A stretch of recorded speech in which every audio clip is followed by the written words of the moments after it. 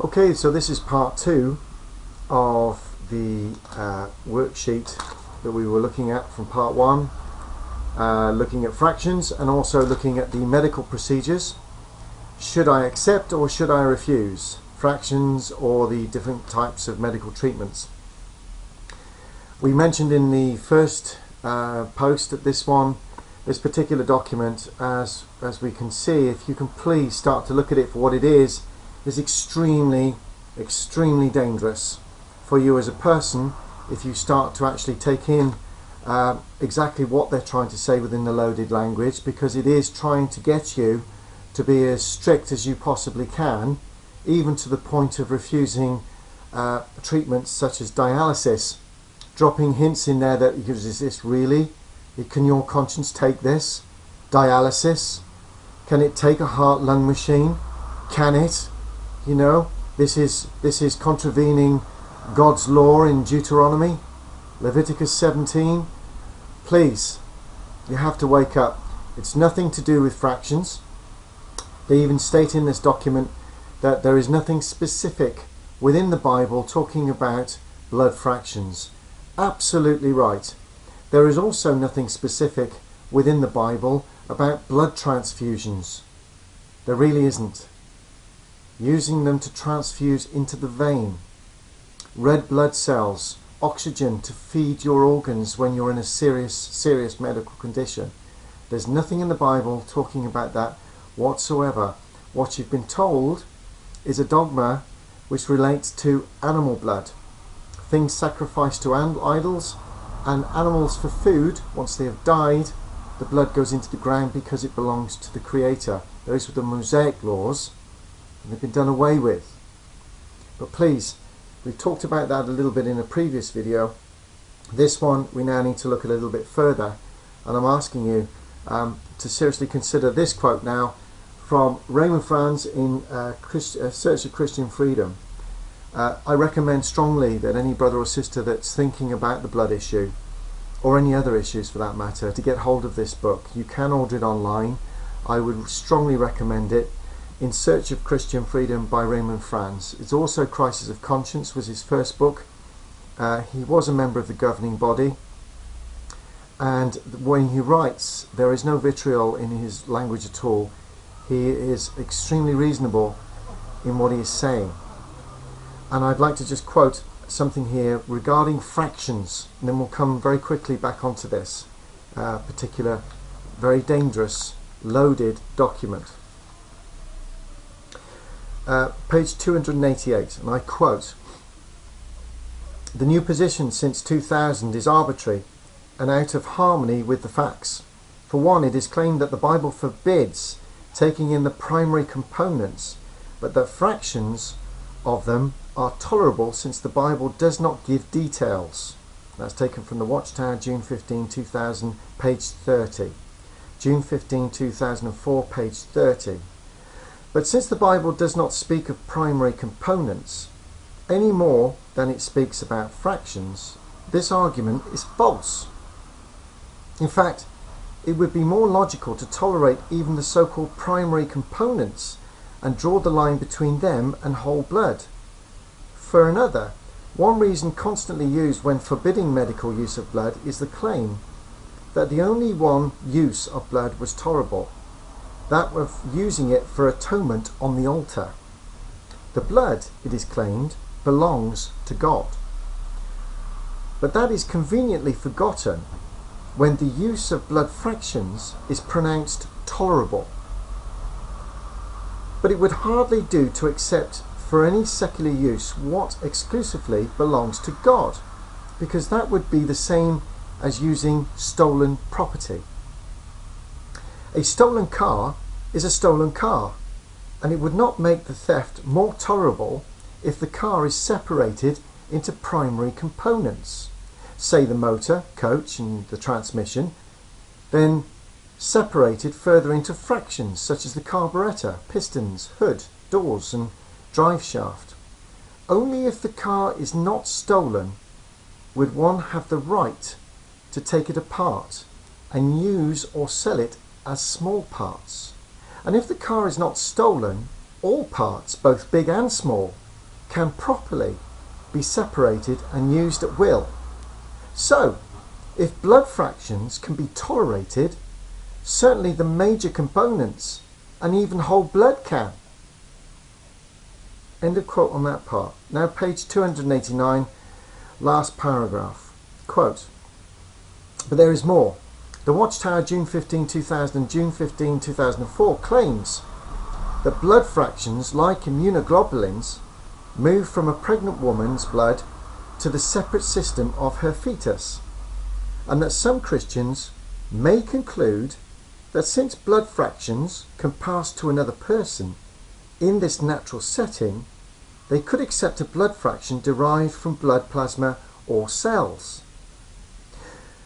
The problem here is that not only can fractions, per the Society's definition, pass into another person in this natural setting, but primary components, according to their definition, can as well.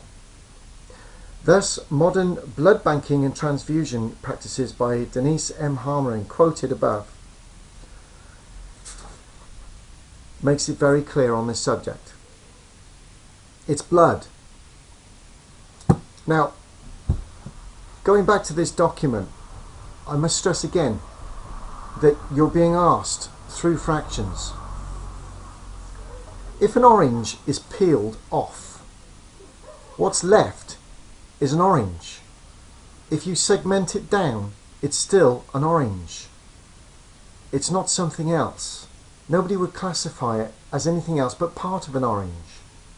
And the same can be said for fractionated blood. It's still blood. Now, if you can have part of the blood, you can have the whole of the blood. That is very clear. As the stolen car analogy is a very good one, because if you have a stolen car, then you can't take its parts, surely. If it really did belong to God, the blood, the human blood, then surely taking parts of the car, the blood, the fractions, would be wrong. But it isn't wrong, because they're saying it's tolerable. Because it was never, ever demanded in Scripture. There is no Scripture demanding that your blood, your human blood, be poured into the ground. It doesn't say that. Now, going through these fractions that we've got here, taking into mind what we've just been talking about, you've got plasma, red cells, white cells and platelets.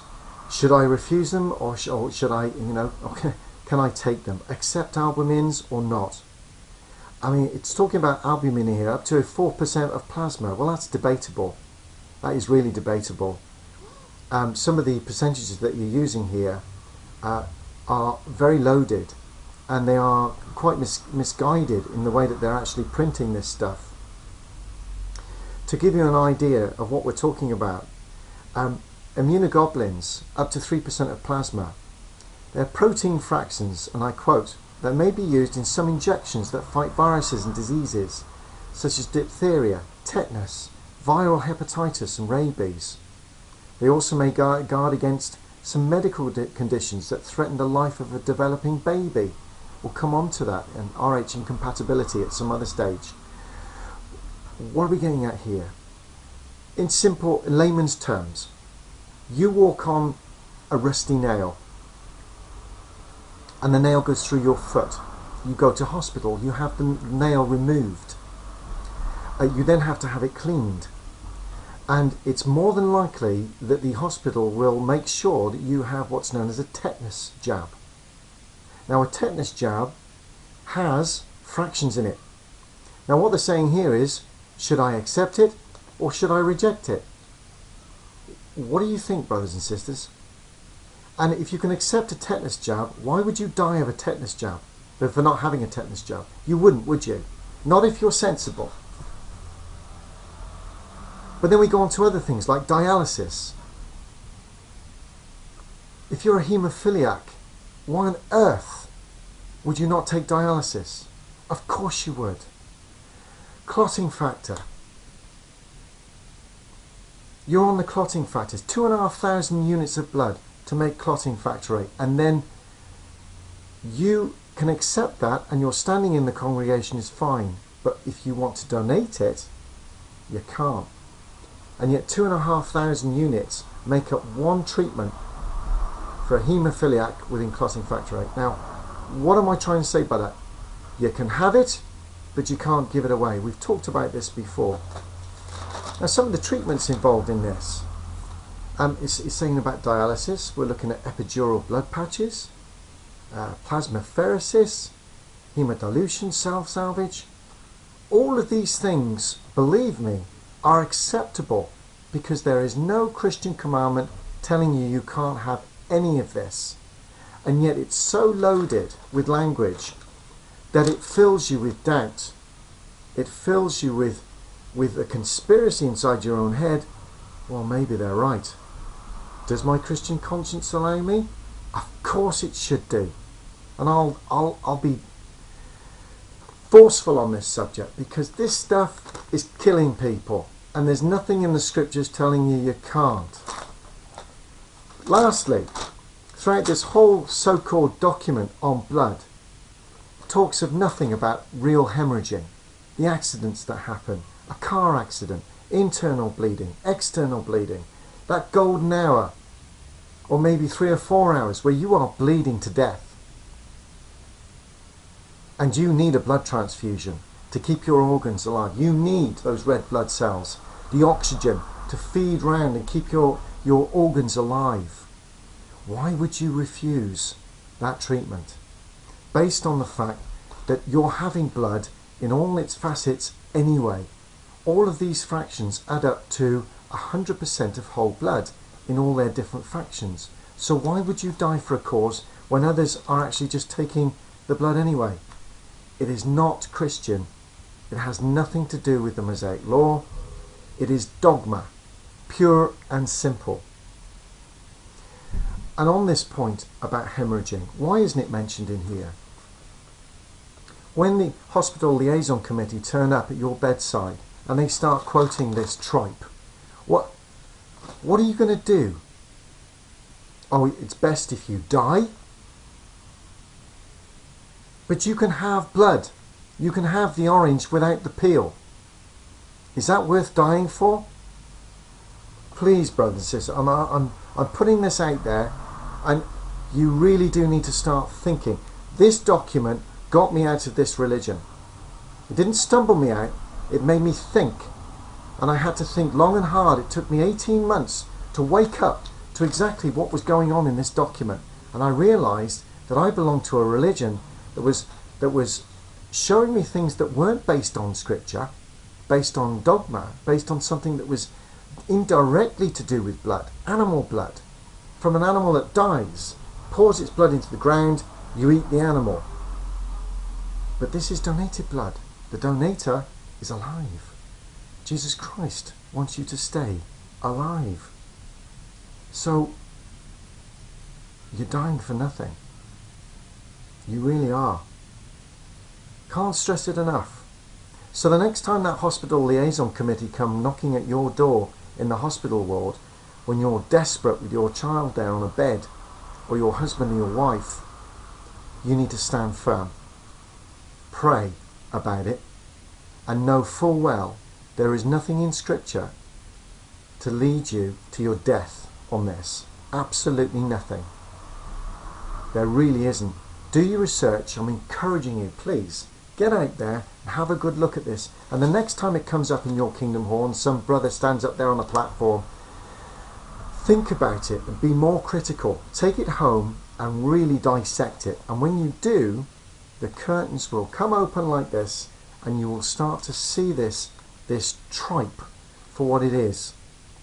Do not allow them to get to a position where they're letting you die, because they will let you die.